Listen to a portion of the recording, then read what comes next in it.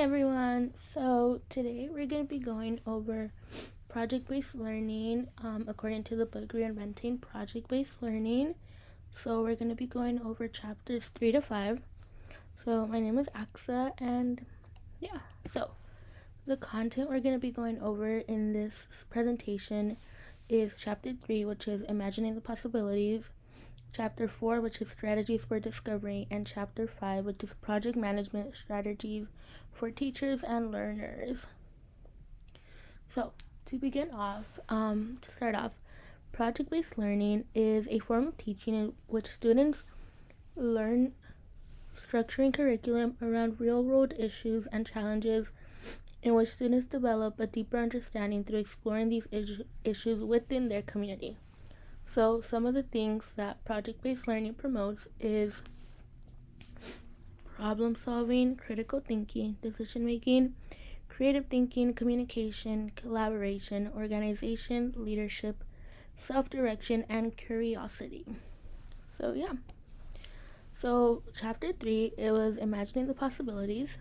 So it began with talking about a big idea, which is project-based learning is created for a better learning opportunity for students, which comes from real-life application and collaborative work with different subjects to create projects that include all subjects. So if it's like a project on like the water levels in like the community, or like the water in the community, like how can it involve like science, math, language, and everything into that one that one idea.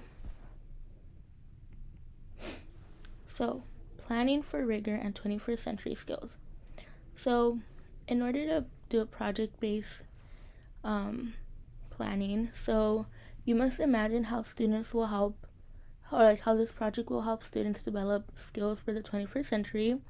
And we must look whether like our typical learning, which is very much just like teach students until they just teach students so that they can know and answer your paper cookie cutter questions, rather than like seeing like what skills the students picked up from this activity. So like after project-based activities, students should be able to analyze, evaluate, and create. So project-based learning can prepare learners beyond school. It goes like, you can do project-based learning outside of school. It doesn't have to be just strictly in school. It goes beyond reading and writing. So like I said earlier, it's not just focus so much on students like trying to get like the A, but rather what skills they're picking up. So a quote that I read in this chapter 3 said, "I suddenly realized it's all about information. We want our students to find information, access whether it's good or bad, deal with raw data, and then put it on their own understanding." So basically talking about how they want students to like do their own research, like find, like go into different websites and like, what are similarities we're seeing, what are like things that are different, and from there like then put their own understanding. So this also teaches students independence through the research. So some essential learning functions for PBL are collaboration. So students should learn together, exchange services, and find fellow experts.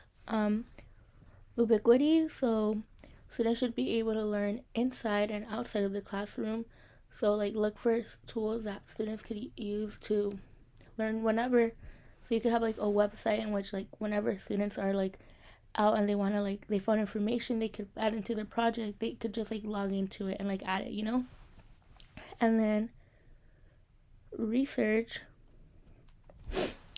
So like use filters. So when you're doing your research, make sure it's like good raw research, rather than just like the first thing that comes up on Google when you search up like a subject. And then deep learning. So going back to like using filters, so like dive deeper into the information, look into like raw data into research papers, analysis, and archives. So project management as well. So you must be able to manage your time, work, sources, and feedback, and also give students space to work. So visible and discussable. So showing students rather than telling them. So rather than just like giving them like a paper telling them exactly what they have to do, show them how they could do it. Also like show them different ways. Show them examples of other people doing it. Like you could show them like artifacts, pictures, maps, like whatever you want to use. So then express, share, and build. So share ideas, communicate with others about ideas, and like build connections within your community that can help into this project-based learning, as well as reflection. So examine all sides of research and reshape the idea to be more polished. So once you've done all your research, gather it all together and see like, what side am I on if you have to pick a side. What is there, like if there's a specific thing I want to talk about, etc. So here's a little chart I found that it's traditional learning versus project based. So traditional usually goes from lecture, activity, quiz, review, exam, project. Compared to project based, where they launch the project, and within that they have activities, workshop, lectures, research, labs. Then they do like a benchmark. Then they do like simulations, discussion, modeling, reading, interviews, quiz, then another benchmark, and then again creating, feedback, building, writing, preparing drafts, and then they present, and then they do like reflections on their learning.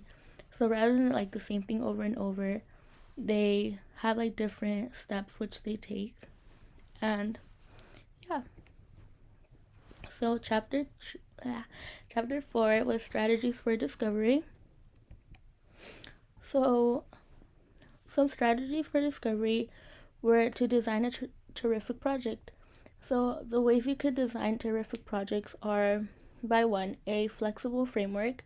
So loosely designed with possibility of different learning outcomes. So when you're designing this like project, make sure that like to know that things may not go like the way you intended them to go. Maybe it's like different weather that you plan to have that day, and be able to have like a project that is flexible and you can work around it.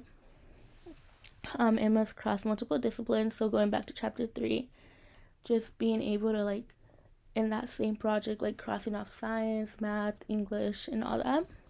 And then reach beyond school and involve others. So where in your community is this project helping? Who is it involving? You learn by doing. So have students do like a lot of hands-on, really like get involved in the project rather than just listening to like the teacher talk. Same thing for real life experiences. And then students must be active participants. So like making sure that your students are constantly engaging and they genuinely know what they're engaging in. And then overcoming pitfalls. So your project should be like the right size. It shouldn't be something like so huge that's going to be like consume so much time, but it shouldn't also be something small that like students are just going to forget about as soon as it's over. Another thing, only use technology when needed and don't go solely based off what you find on the internet. So like I said earlier again, don't just go based off like the first thing you found on Google. Like actually like do your research and try not to rely that much on like Google. Use rich data sources, and let students' interests lead the project. So rather than having them just like work to meet the rubric, like let them lead it, let them like create their own rubric. And then listening in, so getting feedback from experts. So when creating the project, talk to experts on the subject and like see how you could like they could help you and how you could fix it. And then see how others have used project-based learning and how you can incorporate it, and then finding issues that must be addressed. So here are the 7 essential elements for project-based learning. So number 1 is challenging problem. Number 2 is sustained inquiry. 3, authenticity. 4, student voice and choice. 5, reflection. 6, critique and revision. And 7, public product. So for chapter number 5, it was project management strategies for teachers and learners. So here we have a chart of what project-based learning looks like. So it requires collaboration and teacher guidance. It's about the process, student directives, students make choices, products are presented to an authentic audience based in real world experiences, and real learning occurs. So when planning like a project, you should gather resources, have deadlines and milestones, have a team planning, and plan for assessment. So when gathering resources, look for what and who you will need for this. Ask school and parents for resources. So like see what parents have at home that you can use and what you have in school. Figure out whether you'll be using like any new technology that you'll be incorporating, like any new apps and new websites. And see how students can engage like outside of the class. For team planning, so you should have, if you're doing like group projects, you should have students with mixed skills, not all just students that are good like at the same thing, but like different things. And then like their strengths should complement each other. So you should also have deadlines, milestones. So you should have like effective time management. That should be a skill that is developed through this. You can make visual deadlines, like have calendars, send out like reminders, and rather than just giving them like a deadline for the whole project, have like deadlines in between the time of the whole project where you're checking like to see like, oh, you should already have done this. So divide it into smaller tasks. Share a calendar with parents so they're also aware. And then plan for assessment. So at the end of your project, you should have an assessment where you should be able to communicate with students about what they are thinking and understanding about this project, and like if it has been a successful learning journey, if they have learned. So for assessment, here's a little map. So like for learning, formative, so like throughout you could do like a formative assessment, so it's like ongoing. So as the project is going, you're like helping them out, giving them feedback, and then like at the end of learning, see like what it is that they learned.